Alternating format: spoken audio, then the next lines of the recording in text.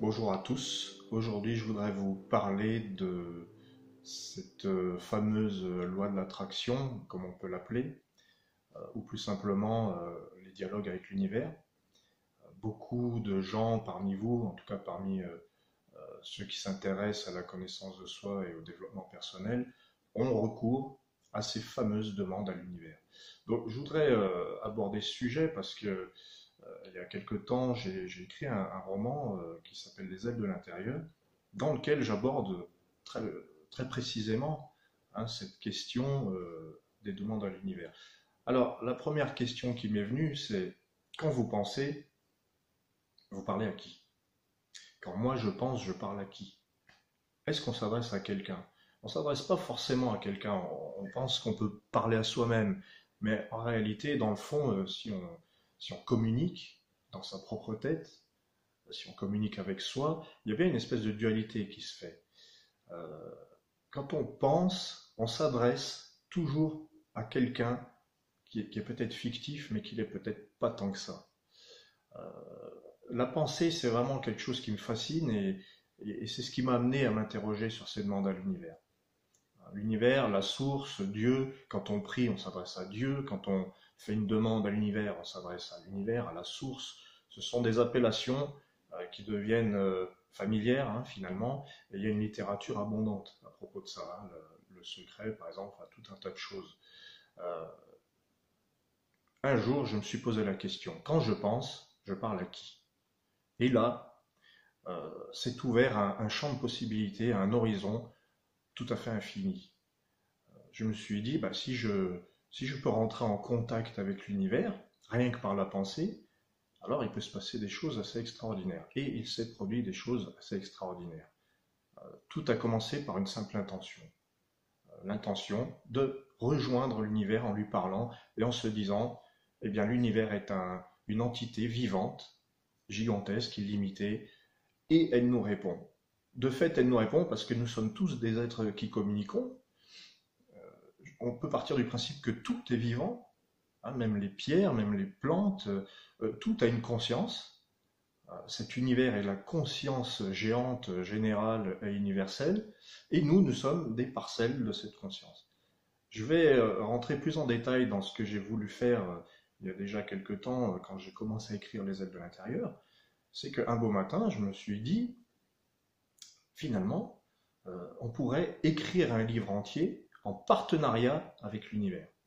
C'est-à-dire pas en collaboration, en partenariat, en duo. Euh, il suffirait en fait d'envoyer les pensées et simplement d'observer les réactions, les événements, les manifestations qu'il y a tout autour. Voilà. J'ai eu cette idée de commencer le livre et du coup de le commencer en ne réfléchissant pas à ce qu'il va y avoir une page après l'autre. En fait, c'est l'univers qui va écrire le livre. C'est l'univers qui va m'envoyer les signes dont je vais parler page après page. Voilà ce qui s'est produit. Un matin, voilà, j'ai ouvert la porte-fenêtre, je suis sorti, j'ai levé les yeux et je me suis dit, eh bien maintenant, nous allons écrire, toi et moi, l'univers et moi, nous allons écrire ensemble. Je vais te poser des questions et je suis certain, convaincu qu'il y aura une réponse. Et je vous garantis que ça marche. Ça marche d'une manière tout à fait impressionnante. La première question que j'ai posée, c'était... alors, je l'avais posée déjà avant d'écrire le livre, mais je suis revenu là-dessus. J'ai demandé à l'univers de me manifester un objet sans que je le cherche. C'est-à-dire que si je commençais à chercher l'objet, ce serait pas réussi, c'était pas le but de l'expérience. Le but de l'expérience, c'est d'envoyer la pensée à l'univers ou même de l'écrire. Pourquoi pas? Un rituel par l'écriture, ça peut renforcer la demande. Et donc ma demande, c'était, je veux voir un objet se manifester. J'ai pensé à un objet qui soit simple. Évidemment, j'ai pas pensé à un truc complètement aberrant, mais j'ai imaginé un objet simple qui ait une forme symbolique. Tout de même, une forme symbolique qui va nous ramener à la création du monde, quelque chose qui génère, quelque chose qui soit générateur de création.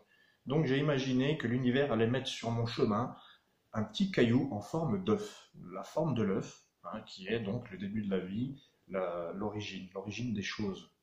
Je me suis dit, il faut commencer par le commencement. Je vais demander à l'univers qu'un petit caillou blanc en forme d'œuf apparaisse. Voilà. Donc quelques heures après, rien n'est apparu. Je marchais dans les rues de la ville et j'ai pas vu ce petit caillou, mais aussi il faut dire que je le cherchais. Je le cherchais un peu des yeux comme ça.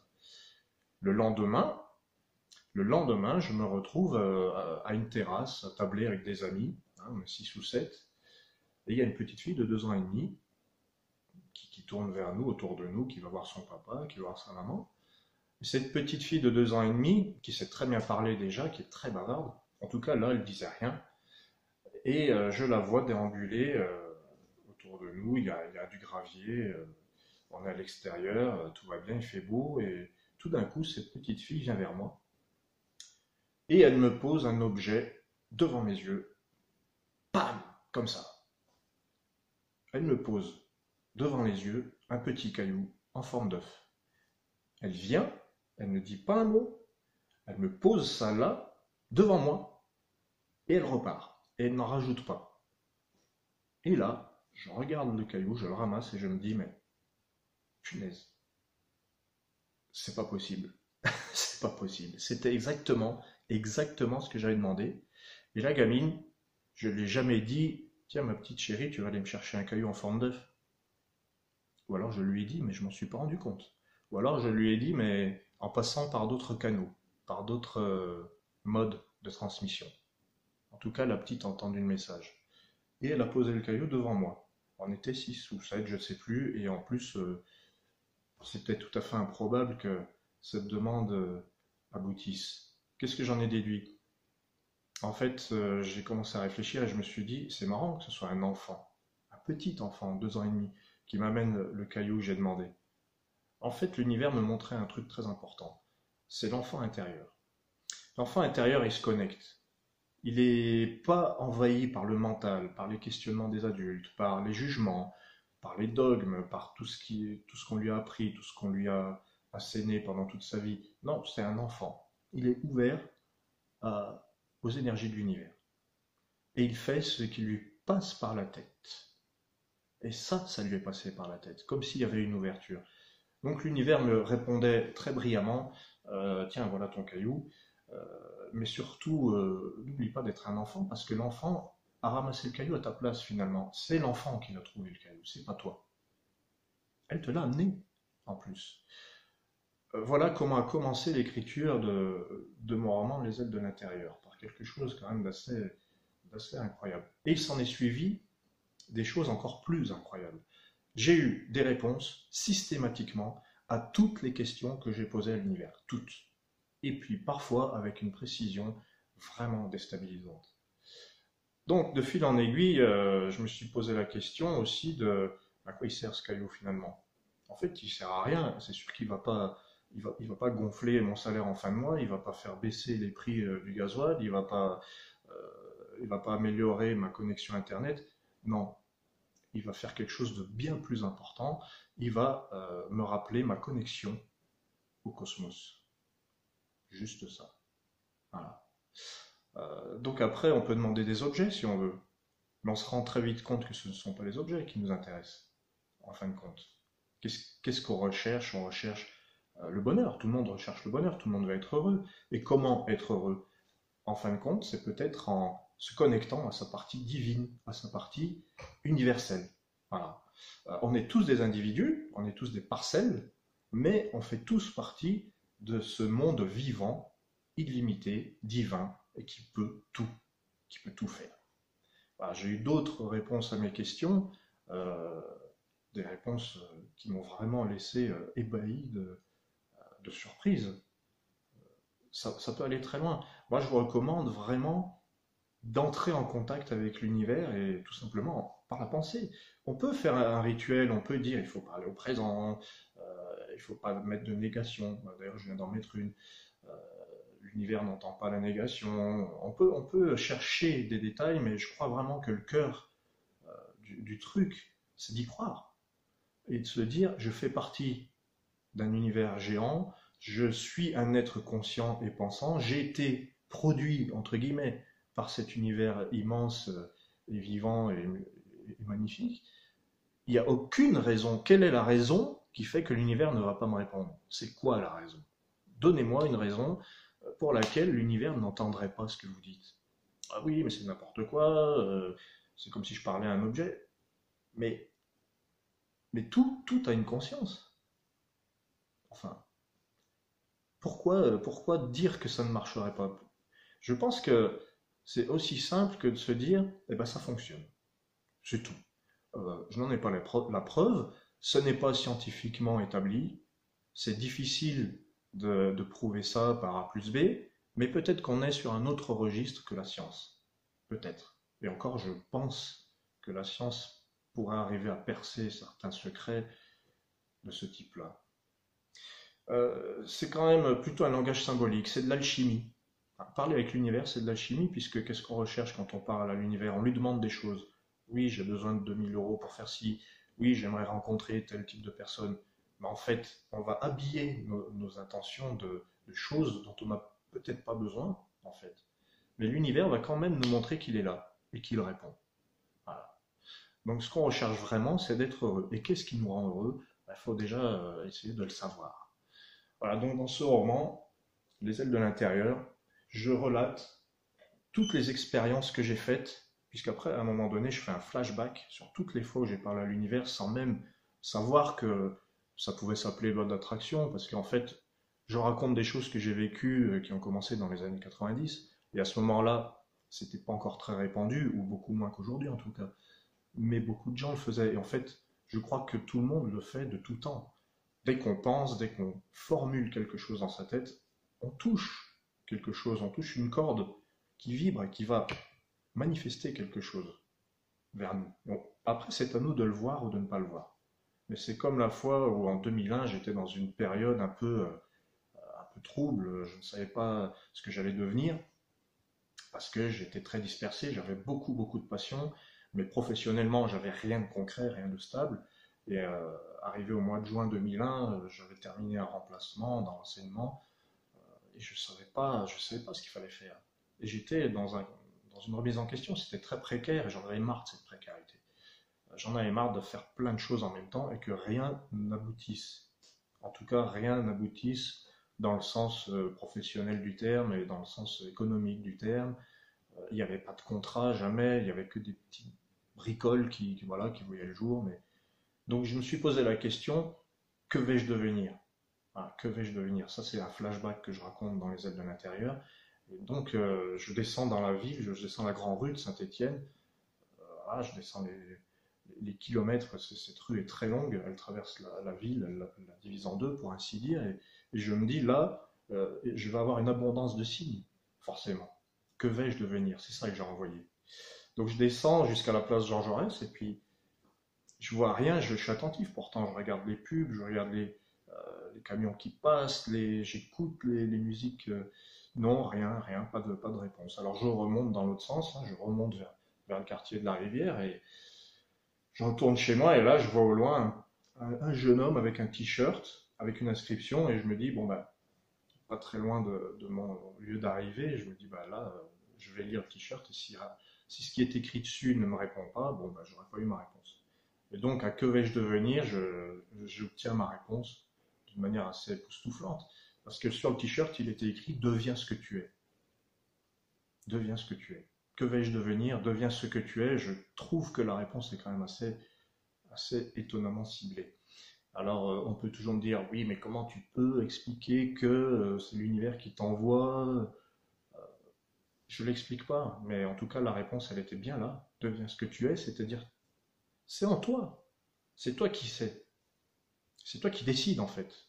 Après, on peut le décliner, le développer encore plus précisément, mais deviens ce que tu es. Alors moi, je suis remonté chez moi, j'ai pris mon petit calepin, j'ai noté deviens ce que tu es, phrase de Nietzsche, hein, c'est pas tout à fait la traduction littérale, mais c'est Nietzsche qui avait dit deviens ce que tu es. Et je me suis dit, mais qu'est-ce que je suis? C'est vrai ça. En fait, j'ai compris un truc, c'est que c'est à moi de construire. C'est ce que j'ai compris, hein, c'est à moi de construire ce que je suis.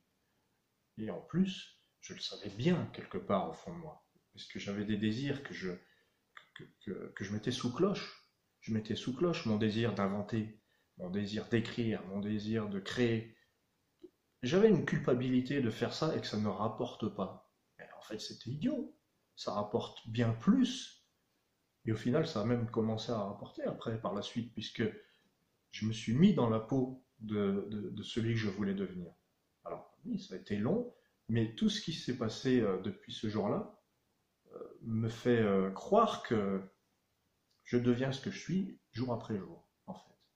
Et que vais-je devenir est peut-être pas la bonne question, puisqu'il me renvoie deviens ce que tu es. Que vais-je devenir? Ça veut dire un petit peu, je m'en remets à quelque chose d'extérieur. Et on me répond deviens ce que tu es. On me répond avec l'intérieur. Finalement, est-ce que tout vient pas de l'intérieur? Voilà. Alors pour conclure, avec les ailes de l'intérieur, quand j'ai terminé le roman, il s'est passé un truc assez extraordinaire. J'ai euh, j'ai terminé le roman en avril 2017 et puis à ce moment-là, je me suis envolé pour l'Angleterre, pour Glastonbury. Glastonbury qui est à Vallon, dans son ancien nom. Terre magique, terre de Merlin, d'Arthur et tout ça. Et donc je me suis retrouvé à prendre l'avion pour aller là-bas. Je venais de terminer les ailes de l'intérieur et je me suis dit c'est marrant, je déploie les ailes de l'intérieur et c'est les ailes de l'extérieur qui m'emmènent dans un lieu de légende, un lieu absolument fabuleux, dans lequel j'ai eu l'honneur et le plaisir de dispenser un stage pour 7 personnes sur le système des harmoniques que j'avais créé peu de temps après Deviens ce que tu es. Et en fait, pour moi, c'était une consécration. Et le fait de terminer le livre sur les aides de l'intérieur et de me retrouver aussi loin de chez moi, finalement, pour faire ce stage pendant une semaine, oui, c'était une consécration, c'était une réponse. Une parmi d'autres, parce que qu'est-ce que c'est une consécration en fait? En fin de compte, on peut en avoir tout au long de sa vie, hein. On peut vivre des choses, aller de surprise en surprise. Voilà. Donc voilà pour ce qui est de l'alchimie des ailes de l'intérieur. Passer du singulier à l'universel, euh, se rendre compte qu'on recherche le bonheur tout simplement en reconnectant sa partie divine, cosmique, et bien tout simplement en l'acceptant, en y croyant, en se disant bon, je vais parler à l'univers et il va m'entendre et me répondre. Et il va me répondre avec les outils, les instruments, les choses qui sont tout autour de moi et que je serai à même de voir et de comprendre. Voilà comment ça s'est conclu, cette aventure. Alors je vous souhaite à tous de trouver ce bonheur de contacter cette partie cosmique qui est à vous, qui est en vous. Alors chacun est individu et chacun est tout le monde en fait. Voilà. Il peut y avoir des rituels, mais peut-être pas. La seule pensée peut peut-être suffire. J'irais plutôt vers là. Une pensée vraiment consciente, une pensée convaincue, une vraie foi en ce que vous demandez, ça peut marcher. Voilà. Je vous souhaite à tous donc d'excellents dialogues avec l'univers et que vos demandes soient alignées avec vos désirs. Merci à vous d'avoir suivi, écouté, et pour ceux qui le veulent, je vous donne rendez-vous dans les ailes de l'intérieur.